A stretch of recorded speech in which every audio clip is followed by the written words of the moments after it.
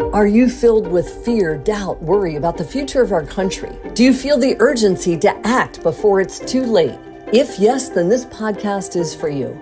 It's time for us all to confront the critical issues threatening our nation's fabric, our democracy itself, irregardless of our political stance. If you're ready to face reality, handle the tough questions, and find real solutions, then here's your host, Debilyn Molineaux. Welcome to the Terrified Nation podcast. I'm your host, Debilyn Molineaux. Can we save it? That's what we're exploring in this podcast series. And for me, the answer is a resounding yes, we can and we must. I'll start each show with a question that we'll explore together. And today's question is this. When you think about the future, what comes to mind? So in the first show, we talked about how many of us have lost touch with people we love. And is our future one where we have warring tribes or camps, where we can never again speak to our friends and family members from whom we're cut off? My heart just hurts thinking that this is our future. This is the future the conflict profiteers have led us to. So let's stop letting them lead us to a broken future and begin by figuring out what we want for ourselves. In the preamble to the Declaration of Independence, Thomas Jefferson wrote the line, "We hold these truths to be self-evident, that all men are created equal, and that they are endowed by their Creator with certain unalienable rights, and that among these are life, liberty, and the pursuit of happiness." And I have to wonder, how can we possibly live into this ideal where everyone is free to pursue their own version of happiness, because that's our heritage and our birthright. And this gets back to our question for today. When you think about the future, what comes to mind? Many of us, too many of us, will think about some version of the end times and how we might survive it. Now, there are many versions of end time stories. And for Hollywood, it's big business. The list on Wikipedia about apocalyptic movies shows their explosive growth in recent years. And first, we have many variations of the climate change and extreme weather events, like the tsunamis and the floods.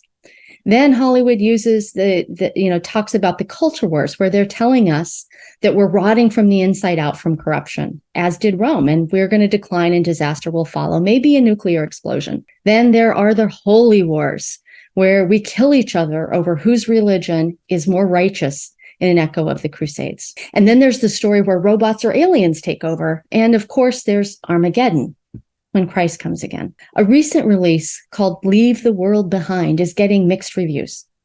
And it's a new type of psychological thriller that will echo within our minds about sabotage and propaganda and civilization collapsed on purpose by our enemies. That's as much of a spoiler as you're going to get from me. Now, our human brains take this all in and they begin fantasizing about what we would do in that situation. How could we survive?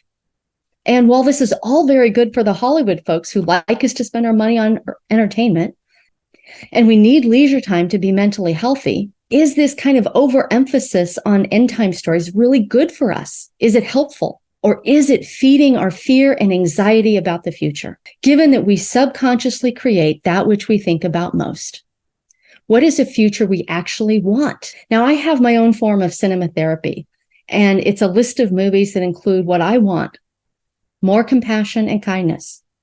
It's usually delivered in some type of drama or romantic comedy, where the lead actor has some type of transformation from being an asshole to being a good person. And this is the future that I dream about, a future where our society has normalized compassion and kindness. Now, about 20 years ago, I had an awakening that our nation was in trouble. And it was a mystical experience during meditation where I was shown a vision, because I'm not sure how else to describe it, of what a healthy nation looked and felt like. The closest thing I can use to describe it was, ironically, that feeling that you have at the end of a movie when the characters in the movie have overcome all of their challenges and everything is going to be okay. The vision part of it was that it was like this golden hour of light at sunrise, where like the beginning of something better. And so when I got home from that retreat, I really dedicated my life to bringing about this vision and sharing that we actually have a bright future if we choose it. This was my moment of awakening.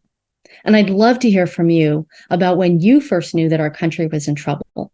And you can send me your stories through the Terrified Nation podcast website. Now, about those end times Hollywood blockbusters and a few indie films, They no longer appeal to me. I'm actually bored by the story like, hey, the world's going to end and we need a hero to save us, because we are the ones we've been waiting for.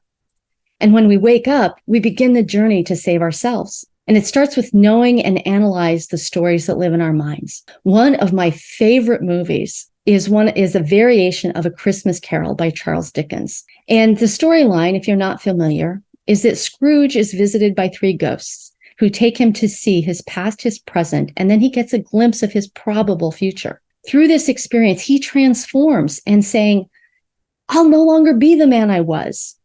And he proclaims, humanity is my business, when he makes a contribution to the charity for the poor at Christmas, which he had previously declined. And, while the movie is set in the Victorian age with many problematic assumptions, what I love most about this tale is how his future went from being one of loneliness and isolation to a future where he was beloved by his family and friends. Before Scrooge transformed, he had to take a good look at himself and the stories he told himself about success in business and life.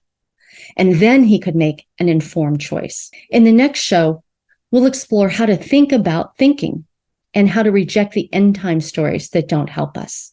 Join me next time. So that's it for today's episode of Terrified Nation. Head on over to iTunes or wherever you listen and subscribe to the show. One lucky listener every single week who posts a review on iTunes will win a chance in the grand prize drawing to win a $15,000 private VIP day with Debilyn Molineaux herself. Be sure to head on over to terrifiednationpodcast.com and pick up a free copy of Debilyn's gift and join us on the next episode.